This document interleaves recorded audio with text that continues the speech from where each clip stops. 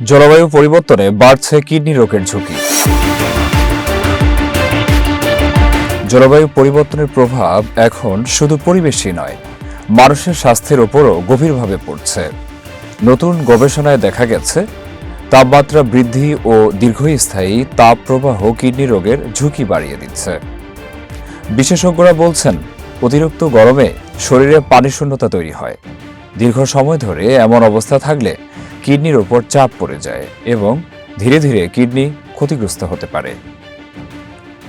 বিশেষ করে খোলা পরিবেশে কাজ করা শ্রমিক, কৃষক ও নির্মাণ কর্মীরা সবচেয়ে বেশি ঝুঁকিতে রয়েছেন।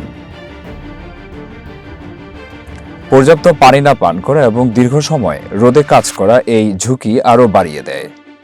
চিকিৎসকরা পরামর্শ দিচ্ছেন, তীব্র গরমে নিয়মিত পানি পান করা, অতিরিক্ত রোদ এড়িয়ে চলা এবং অসুস্থতার অনুভব করলে দ্রুত চিকিৎসকের পরামর্শ হওয়ার প্রয়োজন।